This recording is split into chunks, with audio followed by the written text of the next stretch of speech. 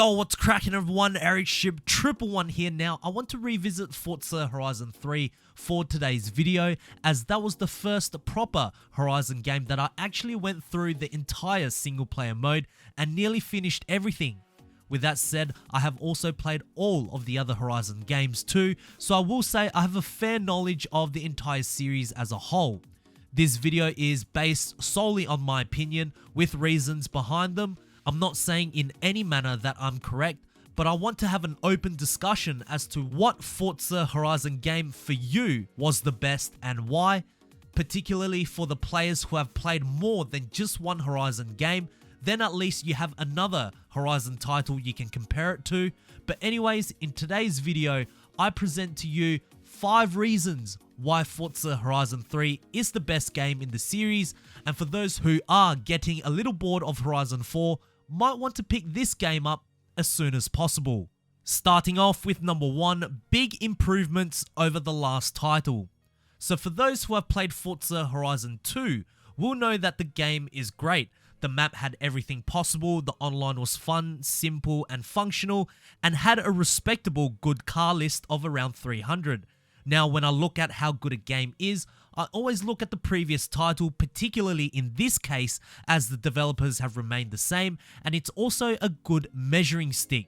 So, using Horizon 2 as a benchmark, when you compare it to Forza Horizon 3, everything in Horizon 3 has just been done bigger and better. First off, the map. Regardless of the location, the map in Horizon 3 was much larger than Horizon 2 without compromising any special features we loved, such as an extremely long motorway, the now sorely missed 1-mile drag strip, and more roads to discover without the feeling of the roads being too close and cramped to one another. The amount of single player races has been increased, first allowing you to compete in a single exhibition race before being eligible to compete in a championship series, which would then play a part in you having to build all 5 Horizon Festival sites, which was very unique because you were able to see each construction process before finally completing the entire festival site. It was a good indication throughout your story mode progression. Even smaller things such as expanding on the bucket list challenges, giving the players the opportunity to make their own challenges for races all around the world to compete in, the ease of Rivals mode now having an actual picture of the track instead of just the picture in Horizon 2, which would have kept us guessing as to which track we were going to be racing on, to a good and larger selection of cars. Some of these points I have mentioned I will dive into deeper, but you kind of get the picture. Everything was an improvement to make the game bigger and better. Number 2, the DLCs. Okay, so in Forza Horizon 2, the only proper map expansion we got was Storm Island. And if you haven't played that, don't worry. Fortune Island in Horizon 4 has got you covered. But in Horizon 3, we actually got 2 expansion maps which were quite special and unique at that time. First, of course, was Blizzard Mountain. Now, the way that Horizon 3 works is that there are no seasons like in Horizon 4. It's all very dynamic. Some days will be hot and sunny, some other days will be cloudy or raining quite heavily. But one thing the main map never got was snow, which of course makes sense because Australia doesn't snow except for a few small areas high up in the mountains. And I guess that's where Blizzard Mountain comes in. It's an expansion pack that is set with a snow surface, including frozen lakes all year round, and brand new race modes such as a hill climb and a descent. There's even a special blizzard road up the top which is too dangerous to be a part of the normal map, which means it's unmarked on purpose and only the brave will test their skills up there. This expansion also introduced 8 off-road cars, including the option to now fit snow tires on all of your vehicles when driving around Blizzard Mountain. Now, I get it, seeing what Forza Horizon 4 has to offer, Blizzard Mountain doesn't look that special, but I also am not sure if having snow for one entire week on the main map is really that fun. I genuinely wish the weather in Horizon 4 was a little more dynamic, with perhaps snow being showcased a little less, because as much as I appreciate the weather realism in Horizon 4, it's just not that fun spinning every rear-wheel drive car in snow. Then we move over to the Hot Wheels expansion, something that came completely from left field, providing an extremely unique map, turning many childhood memories into a virtual world with real life scale. And I must say, it worked. It was fun. It allowed players to get a feel of what it would be like driving through those infamous Hot Wheels loops we see so often at the toy stores, with a total of 10 cars, including 4 unique Hot Wheels vehicles. This was a perfect way to end the expansion packs. The reason I feel it's better than Horizon 4's LEGO expansion is the LEGO was simply lacking in terms of uniqueness. There are so many tiny things that could have been done to morph both LEGO and the Horizon experience together, but to me, it felt more like another expansion map with just a LEGO skin, and given that we only got 4 LEGO cars, one which was a secret until the dates matched up with the actual toy being sold, I just feel that the LEGO expansion was just a platform for LEGO to promote their latest LEGO car that's on sale, whereas the Hot Wheels pack didn't seem like it had a hidden agenda.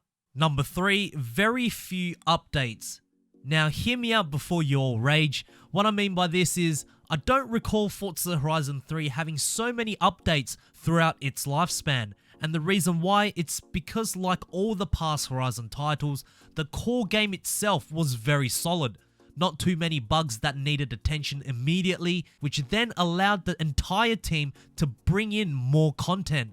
Now to be fair, I think the amount of time they had given, they could have done a lot more, especially with the amount of new cars that could have been brought in the series instead of using a lot of recycled cars just to inflate the numbers, as remember, back in the day, it was a DLC pack per month. However, they still had the ongoing Forzathon events, which although was simple, was very easy to follow and fun too, because it wasn't a drag like the feeling of the game forcing you to stay too long when it's unnecessary. They also added, I believe, 5 more barn finds throughout its time too, so overall, it wasn't too bad or great in terms of new content. But compare it to Forza Horizon 4, Playground Games have introduced so many new features like the auction house buyout prices, festival playlist, returning features that shouldn't have been removed in the first place is not improving a game to make it better. Yes, it shows that Playground Games is listening, but all they're doing is making their current game equal to their previous title, which should already be a major improvement from the get-go. Why do you think the festival playlist was introduced? Well, first off, not many people were doing the seasonal events because it was very difficult to navigate since we didn't have a simple menu like the Forzathon events back in Horizon 3. Then they brought in this huge festival playlist, which I don't think anyone in the community asked for, giving us a whole lot of activities, which is good, I must admit. But I can't help to think that they also did it to overcompensate for the lack of people staying on the game as they hoped. All in all, it's good to improve upon a game throughout constant updates, but if half of the updates weren't just to fix things or change things that aren't broke, then can you imagine what Horizon 4 could be right now if it was launched with a solid foundation like Forza Horizon 3? Number 4, multiplayer. Alright, so the team adventure was annoying, not because of the team racing, as we've had that even in Horizon 3 and 2, but the fact that the final results were based as a team, and if you were paired up with people who were new at driving, you're better off not driving and finding a new lobby again. Either way, I'm sure you are all familiar with how it used to all work, but in Horizon 3 and 2, there were online adventures similar to what we have now in Horizon 4.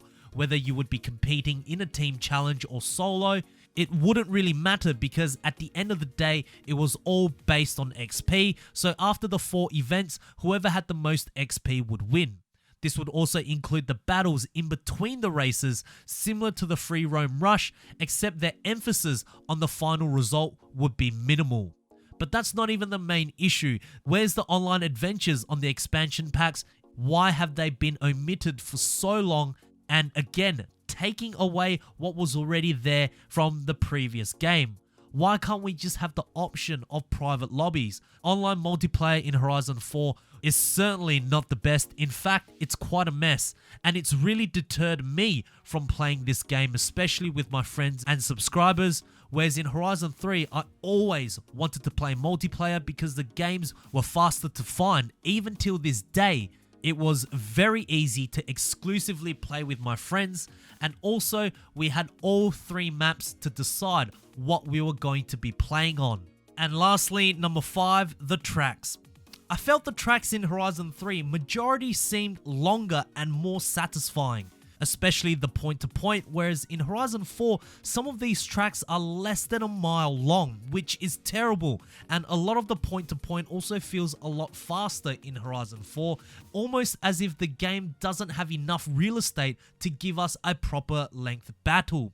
This is probably more of a controversial one, but for me, I enjoyed more and wanted to race a lot more on any of the Forza Horizon 3 tracks as opposed to most in Horizon 4. I don't know, it could be because they were designed a lot better. The maps, the roads were all separated and segregated extremely well that the races were easily made. It all made a lot of sense, and there was never a race where I would come out thinking, wow, that was so short, like it could have been a lot longer. So there we have it, guys. 5 reasons as to why Forza Horizon 3 is the best title in its series. There is certainly a lot more, but I just wanted to condense it enough so that you guys have an understanding as to how good Forza Horizon 3 is. And I just have to say that because of this game, my channel is where it is today. Without Horizon 3, I may not be here talking to you about how good this game actually is. But anyways, what are your opinions? I'm curious to hear them. Do you like Horizon 3, Horizon 2, Horizon 1, or even Horizon 4? Which one do you like the best and why? I would like to read some of your comments. Anyways, if you guys did enjoy this video, please make sure to smash the thumbs up button. That would really help me out. And also, if you guys would like to see more content just like this, make sure to click the subscribe button with notifications turned on. That way you won't ever miss out on another video that goes live. And I hope to see you guys in the next video. Peace.